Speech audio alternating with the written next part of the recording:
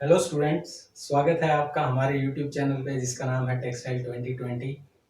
और आज मैं आपके लिए फैब्रिक मैन्युफैक्चरिंग का एक टॉपिक लाया हूँ जिसका नाम है double lift single cylinder jacquard. Jacquard का एक टाइप है जो बहुत ही इम्पोर्टेंट है। आज हम इस टॉपिक को डिस्कस करेंगे, इसकी कंस्ट्रक्शन कि double lift single cylinder jacquard में कौन कौन से पार्ट्स होते हैं, वो कैसे आपस में कनेक्टेड होते हैं और इसकी वर्किंग की कैसे double lift single cylinder jacquard काम करती है। और जैसा कि मैं हमेशा कहता हूं, अगर आप हमारे चैनल पे नए हैं तो हमारे चैनल को सब्सक्राइब कर लीजिए और बेल आइकन को दबा के ऑल पे क्लिक कर लीजिए ताकि हमारे लेटेस्ट वीडियो का नोटिफिकेशन आपको सबसे पहले मिल जाए। तो चलिए स्टार्ट करते हैं। सबसे पहले हम बात करते हैं double lift single cylinder jacquard. हमने इससे पहले एक वीडियो में देखा कि single lift single cylinder jacquard कैसे काम करती है। Single lift single cylinder jacquard की कुछ डिसएडवांटेज थी जिनको double lift single cylinder jacquard ने पूरा किया। तो double lift single cylinder jacquard की क्या एडवांटेजेस हैं जिसकी वजह से हम इसको प्रेफर करते हैं single lift single cylinder jacquard के ऊपर। सबसे पहली एडवांटेज है कि double lift single cylinder jacquard higher relative speed देती है, क्योंकि इसके अंदर 400 नीडल के साथ हम 800 हुक यूज करते हैं। नंबर ऑफ हुक्स डबल हैं जिसके कारण हम ज़्यादा स्पीड इसमें अचीव कर सकते हैं। और इसके अंदर सेमी ओपन शेड बनता है जिससे हम हायर स्पीड पे इस जैकार्ड को चला सकते हैं। दूसरा पॉइंट है कि इसके अंदर वियर एंड टियर कम होता है। Double lift single cylinder jacquard के अंदर पार्ट्स की मूवमेंट कम होती है जिसकी वजह से वियर एंड टियर कम होता है। इसके जो डिफरेंट पार्ट्स हैं उनको नुकसान कम पहुंचता है as compare to single lift single cylinder jacquard. Third advantage है more picks per inch. Double lift single cylinder jacquard को यूज करके हम हमारे फैब्रिक के अंदर number of picks per inch increase कर सकते हैं, क्योंकि इसके अंदर हम क्रॉस्ड शेड के अंदर पीपीआई पिक्स को इंसर्ट करते हैं जिससे पिक्स ज़्यादा क्लोज आ जाती हैं और पीपीआई इंक्रीज हो सकती है as compare to single lift single cylinder jacquard. इसके बाद double lift single cylinder jacquard में वार्प यार्न्स के ऊपर स्ट्रेन कम पड़ता है जिससे वार्प यार्न्स का ब्रेकेज कम होता है। स्ट्रेन कम क्यों पड़ता है? क्योंकि double lift single cylinder jacquard में सेमी ओपन शेड बनता है। शेड की हाइट कम होती है जिसकी वजह से वार्प यार्न को कम मूवमेंट करनी पड़ती है और उनके ऊपर स्ट्रेन कम पड़ता है। अगर वार्प यार्न के ऊपर स्ट्रेन ज़्यादा पड़ता है, जैसा कि single lift single cylinder jacquard में होता है, वार्प यार्न के ऊपर ज़्यादा स्ट्रेन पड़ता है तो उनके ब्रेकेज के चांसेस बढ़ जाते हैं जिससे लूम बार बार स्टॉप होती है और लूम की एफिशिएंसी डाउन हो जाती है। Double lift single cylinder jacquard के अंदर पावर कंजम्पशन कम होती है, वियर एंड टियर भी कम होता है। मूविंग पार्ट्स कम होने की वजह से ये पावर कंज्यूम कम करती है। और लास्ट इसकी एडवांटेज है कि double lift single cylinder jacquard में बने हुए फैब्रिक का कवर फैक्टर अच्छा होता है as compare to single lift single cylinder Jaccard.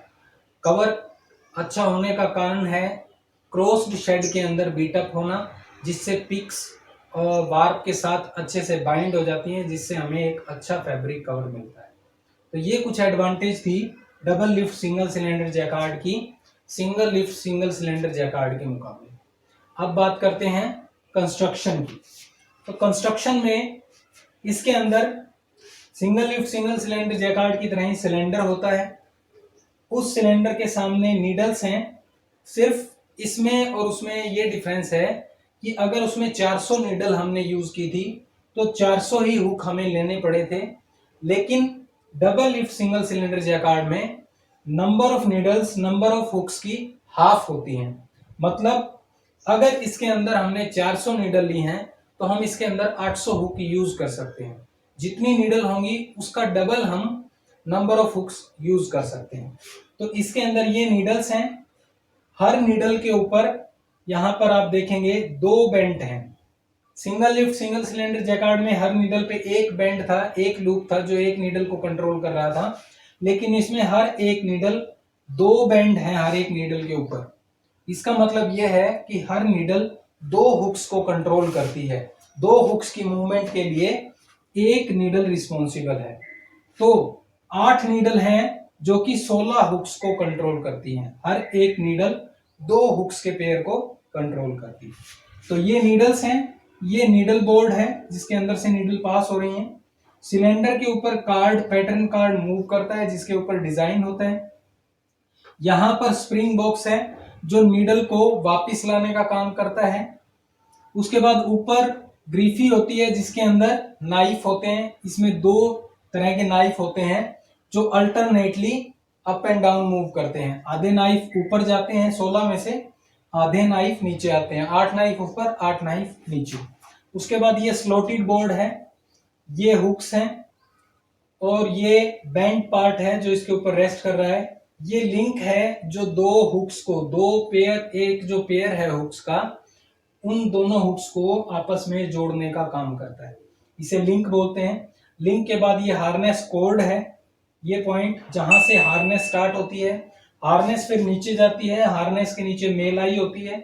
जैसे हील्ड शाफ्ट के अंदर हील्ड आई होती है, ऐसे ही इसके अंदर मेल आई होती है। उस मेल आई में से वारपियान पास होता है। मेल आई नीचे डेड वेट या लिंगोस से कनेक्टेड होती है। डेड वेट का काम होता है हुक को वापस नीचे लेके आना, नाइफ ऊपर लेके जाता है, डेड वेट इसको नीचे लेके आता है।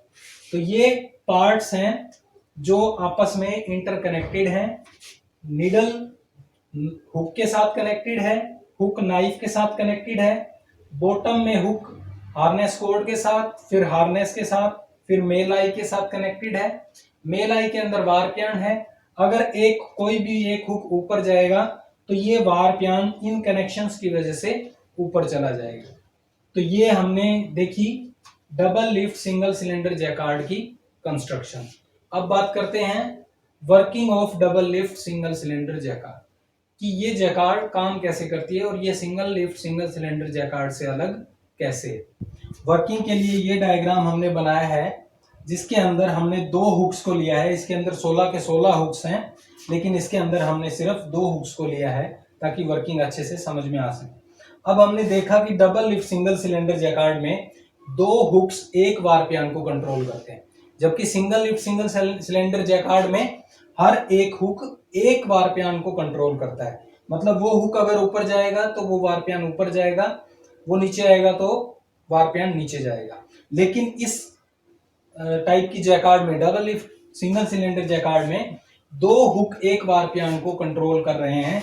मतलब ये दोनों हुक, अगर एक हुक ऊपर जा रहा है और वही हुक जब नीचे आ रहा है तो दूसरा हुक ऊपर जा रहा है, तो हम एक साथ 2 पिक के लिए सेम वारपियान को अप कर सकते हैं। कैसे कर सकते हैं वो अभी हम वर्किंग से समझेंगे। अभी जो पोजीशन हम देख रहे हैं इसमें ये हुक टॉप पोजीशन पे है और ये वारपियान लिफ्टेड अप है। नाइफ ऊपर गया हुआ है, इसने वारपियान को लिफ्ट किया हुआ है। दूसरा नाइफ नीचे है और उससे रिलेटेड जो हुक है वो भी नीचे है। अब इस पिक के बाद नेक्स्ट पिक के लिए हम चाहते हैं कि ये वारपियान अप रहे, लेकिन जैसा कि होता है जैकार्ड में, नाइफ एक बार नीचे आता है, एक बार ऊपर जाता है। तो नाइफ की मूवमेंट के हिसाब से जब ये नाइफ नीचे आएगा तो इस हुक को नीचे लाएगा और इस हुक के नीचे आने से वारपियान नीचे जाने के चांसेस है। लेकिन डबल लिफ्ट में ऐसा नहीं होता क्योंकि ये दोनों हुक इस वारपियान को कंट्रोल कर रहे हैं। जब ये नाइफ नेक्स्ट पिक में अगर यहाँ पे होल है तो नीडल इसके अंदर जाएगी और जो पोजीशन हुक की है यही पोजीशन रहेगी। इसकी वजह से ये नाइफ नीचे जा रहा है तो ये हुक नीचे आएगा और ये नाइफ ऊपर जा रहा है तो ये हुक ऊपर जाएगा।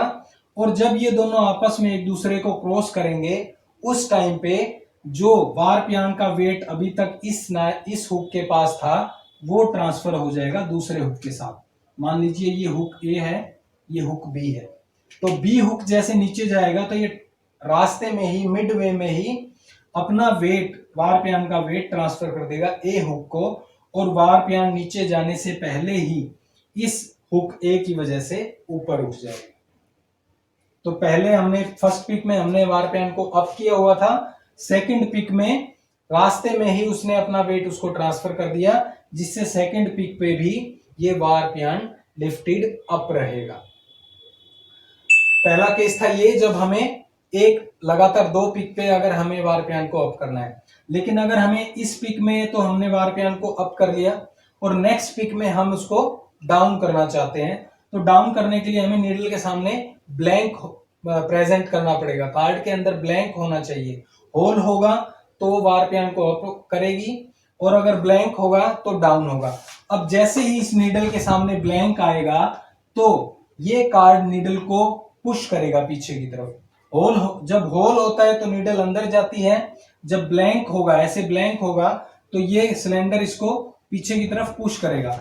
और जैसे ही नीडल को पीछे पुश करेगा तो पुश करने की वजह से ये जो डॉटेड लाइन है, ये मैंने दिखा रखी है आपको, इसके पुश होने की वजह से जो ये हुक है, हुक बी है, ये ऐसे इसकी पोजीशन ये हो जाएगी, ये नाइफ के साथ इंगेज रहेगा, लेकिन जो हुक ए है ये नाइफ से दूर हो जाएगा इसकी बैकवर्ड मूवमेंट की वजह से।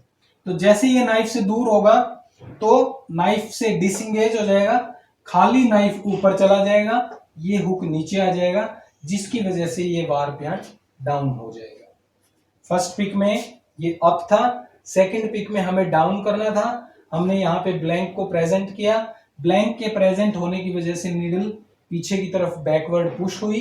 बैकवर्ड पुश होने से ये हुक नाइफ के साथ इंगेज रहा क्योंकि ये नीचे आना था, और ये हुक नाइफ से डिसंगेज हो गया, खाली नाइफ ऊपर चला जाएगा, हुक को अपने साथ नहीं ले जा पाएगा, जिसकी वजह से ये वारपियान डाउन रह जाएगा।